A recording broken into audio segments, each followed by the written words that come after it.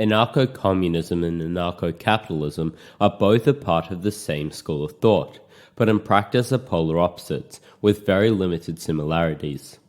They both share the belief in the removal of the government, police, and other authoritarian institutions, but that is where the overlap ends.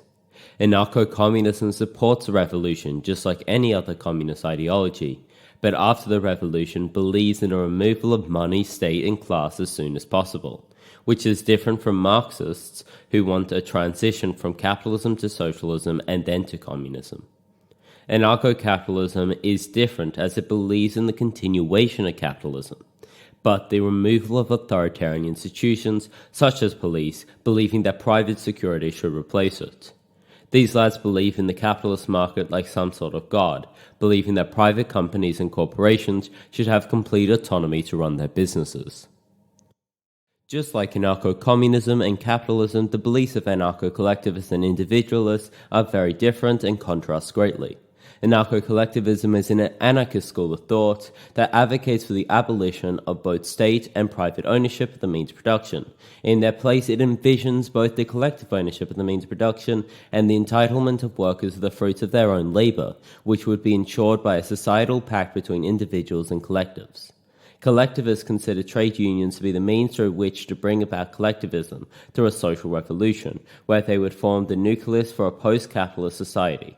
Anarcho-individualism is an ultra-libertarian anarchist philosophy which ranges both economically and culturally. It can be capitalist or communist. It can be conservative or liberal. It is a mixed bag.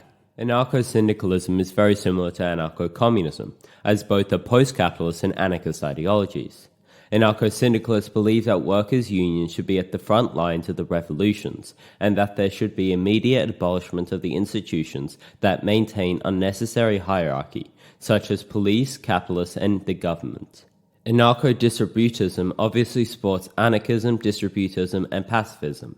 It believes in a peaceful transition into distributism, which is a mix of social democracy, market economies, and is often aligned with Christian values. It believes that the productive institutions should be more widely owned, and that all authority should be abolished if that is the will of the people.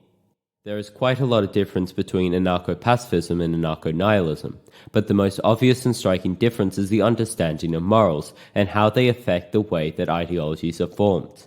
Just like any pacifist, anarcho-pacifists have strong moral objection to violence. They believe that authoritarian institutions such as police, governments, and even capitalism are in direct objection to peace and are inherently violent in nature.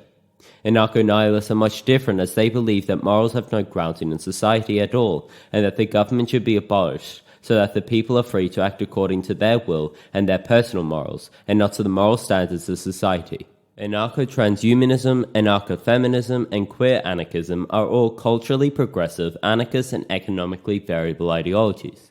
They all believe that the abolishment of authoritarian institutions such as police, government, and sometimes even capitalism will liberate their people. They are all anarchist ideologies, but their personal identity dictates why they turn to anarchism. Anarcho-conservatism is an ideology that advocates for a stateless society that upholds traditional values and respects traditional hierarchies. They believe that conservative tenets should be so enforced on society that government does not need to exist to enforce traditional values. Anarcho-fascism is a bit more complicated. Anarcho-fascism is a libertarian, culturally far-right, and economically third-positionist ideology, meaning it's neither socialist or capitalist. It wants to abolish the state and create a communal society based on the doctrine of fascism. So how do I explain this simply? Both are culturally conservative and uphold traditional values. Both are ultra-libertarian and are inherently anti-socialist. They are really quite similar and insignificant, really.